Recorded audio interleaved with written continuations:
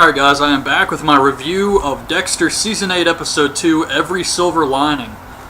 My god, a lot of stuff happened in this episode. I got like 3 pages of notes here. 3.5. So I'm going to do my best to try and condense all of this down, but shaping up to be a really crazy season, what you would expect being the final season.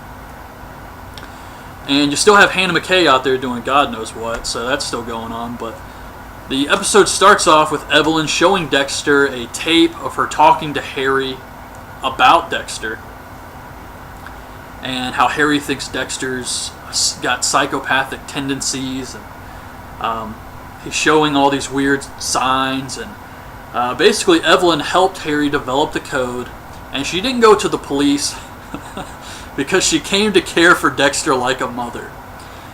And this brain-surging killer sent her a piece of brain, so she needs Dexter to take him out for her. And she can't go to the police about that because he could be a former patient and she's used unorthodox methods in the past.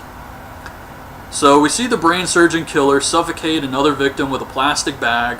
The next day, the department finds the body and the bag.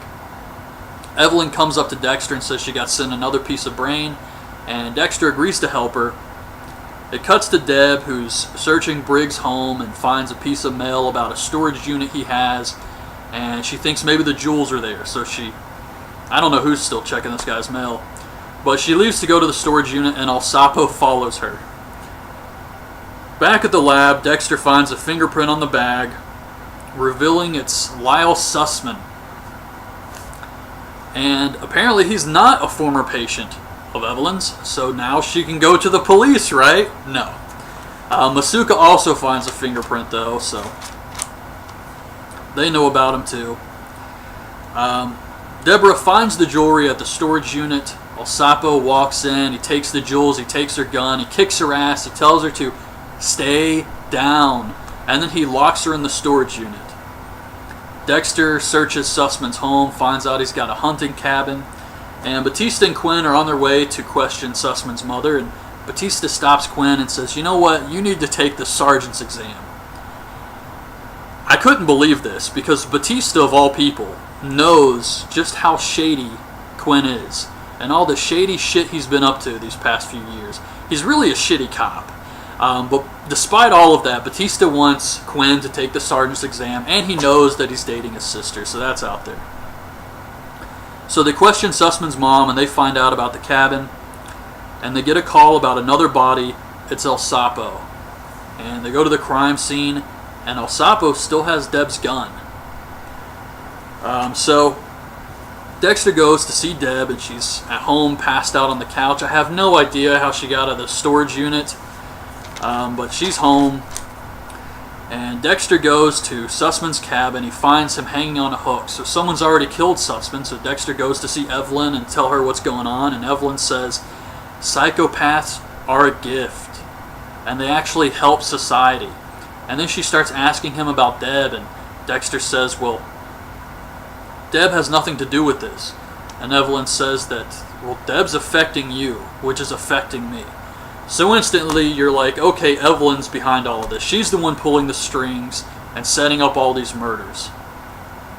At least that's the way I think it's going to play out. Unless they do some type of swerve thing, I think it's going to be Evelyn behind everything. So, Dexter's checking the blood found at the El Sapo murder because he wants to find the killer so he can take this person out and he doesn't have to worry about Deb getting hurt. But then he finds out the blood is Deb's. So when he finds out this, I was thinking, because El Sapo got into a fight with Deb, he got some of her blood on him. And that's where her blood came from. But no, Deborah killed this guy. So Quinn brings Deb in to question her about the murder.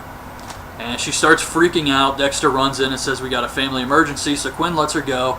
And when they're outside, Dexter's asking her what she was thinking. And she says she was trying to get the jewels and everything. She basically admits to it, which surprised me. So Deborah's doing her own thing, just killing random people, and Dexter asks her about the gun. What are we going to do about the gun? And she says, we'll get rid of it. Anything can happen in this hellhole that is now my life. She says something like that, and so Dexter goes to the evidence room, and he switches out the guns. Pretty simple. Unbelievably simple. But he switches out the gun, so that's over with. And then he gets a call from Evelyn. She says someone's in her house. So Dexter goes over to check out the place. There's no one there, but they find a DVD, and they put it in, and it shows Sussman killing the victim, and then someone shoots Sussman. And that's how it ends. So that was this episode. And then Evelyn tells Dexter he's perfect or some crap like that. So pretty crazy episode here.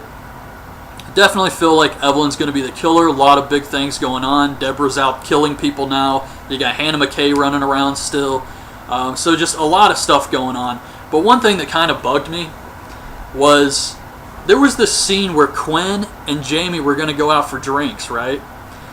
And they get into a big fight, so it doesn't happen. But they were going to go out. So if they're going out and Dexter's running off checking cabins and shit, who the fuck is watching Harrison? I mean, can we tighten up these storylines a little bit? It just feels kind of sloppy. But anyways, that's my review of this episode. Hope you guys liked the video. Leave your thoughts on this episode in the comments, and thanks for watching.